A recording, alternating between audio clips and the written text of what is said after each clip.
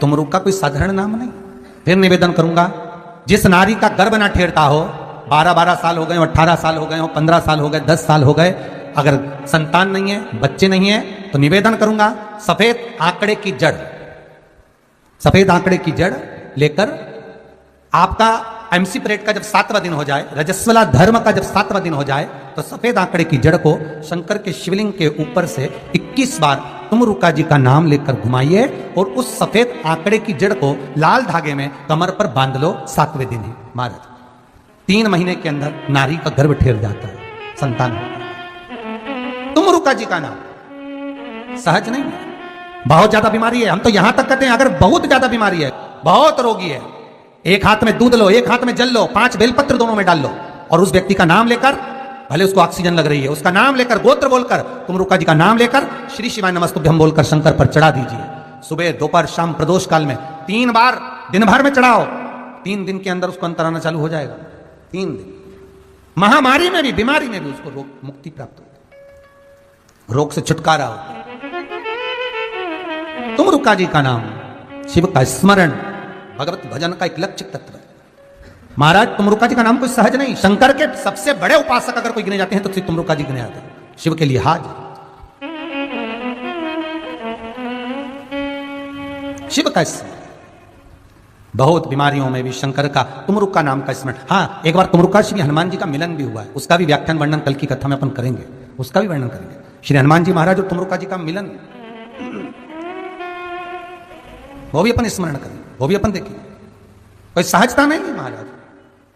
और ध्यान रखिए, अगर कोई अदालत में केस चल रहा है, बहुत बड़ी समस्या में आप पड़ गए, बहुत बड़ा टेंशन बिल्कुल आकर खड़ा हो गया है, तो चंदन, एक लाल चंदन बाजार में मिलता है, पूजन वालों के यहाँ पूछना, लाल चंदन आता है। वो लाल चंदन को घिस कर उसमें थोड़ा सा तिल्ली का तेल डालकर महाराज हाथ में चंदन को लेकर शिवलिंग पर लगाएं और बड़ के पेड़ के नीचे, बड़ के जड़ में जाकर बटकेश्वर महादेव का नाम लेकर उस चंदन को लगाएं। उसी चंदन का हाथ किसी रुमाल पर लगा लीजिए और उस रुमाल को जेब में रखकर, कोई बहुत ज्यादा दिक्कत और परेशानी है, उस स्थान पर उसको लेकर बैठ जाइए। मन को भी शांति होगी, कार्य भी सफल होगा और सफलता प्राप्त होगी।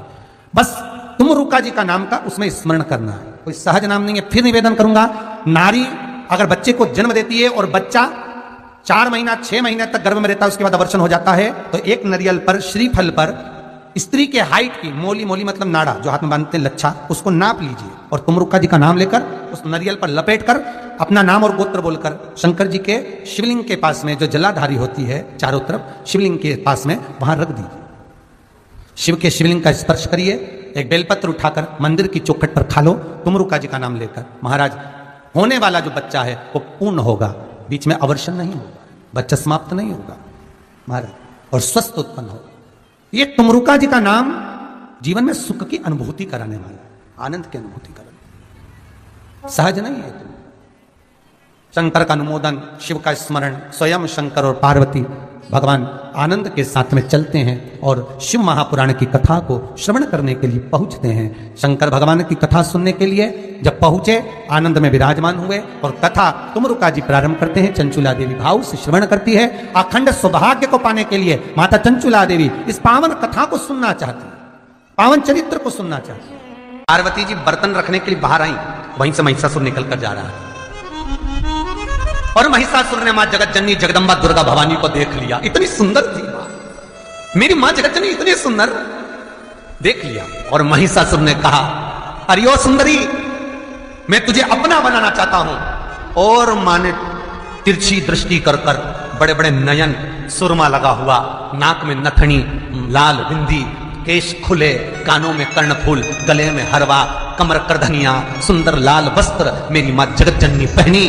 और मां जगत जननी ने देखकर गुस्से में लाल होकर मां शंकर भगवान विष्णु भगवान से पूछे, बताओ अब क्या करना है? भगवान विष्णु बोले, अब कुछ नहीं करना, आग लग गई, चिंगारी पहुंच गई, अब कुछ नहीं करना, अब तो महिषासुर गया, अब गया। और इतने में महिषासुर हंसने लगा। 33 कौटी देवता आकर मां जगत जननी के आदर करने के लिए, शक्ति को प्रकट करने के लिए स्तुति करने लगे। तेरे भक्त जनों पर माता भीड़ पड़ी है भारी, दानव दल पर टूट पड़ो माँ करके सिंह सवारी, सो सिंहों से तू बलशाली, अष्ट हो जाऊं वाली, दुखियों के टुकड़े निवार। ओ मैया हम सब उतारे तेरी आरती। अम्बे तू है जगदम्बे काली, जय दुर्गे अकबर काली। आओ से गुणे गाए आरती। ओ मैया हम सब उतारे तेरी आरती। जय हो।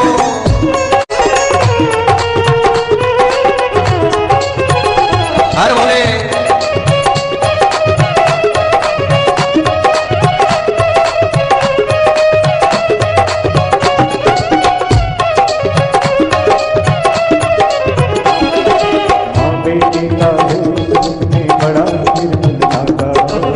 बेटे का है इस जग में बड़ा ही सुंदर नाता माँ, बड़ा ही सुंदर नाता माँ, बड़ा ही सुंदर नाता माँ। कूट स्नेह परना, कूट स्नेह परना, माता सुनी तुम्हारी सब पे करुणा बरसाने वाली, अमृत बरसाने वाली, दुखियों के टुकड़े निवार। ओ मैया हम सब उतारे तेरी आरती। अम्बे तू है जगदम्बे काली, दोनों हाथों से परवाली, तेरे ही गुणे गाए आरती। ओ मैया हम सब उतारे तेरी आरती। हर भोले। मां जगतजननी जगदम्बा ने देखा मुड़कर, महिषासुर ने कहा मैं तुझे अपना बनाना चाहता हूं। क्रोध में लाल हो गई मां, सिंह को बुलाया और शेर को बुलाकर कहा मैं तुझ पर चढ़कर, पैर पर चढ़कर जब कूदूंगी इस महिषासुर को मारने के लिए, सिंह तो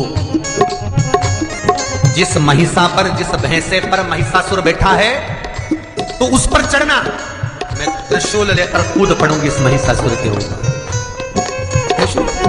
तेरे भक्त जनों पर माता भीड़ पड़ी है भारी, तेरे भक्त जनों पर माता भीड़ पड़ी है भारी।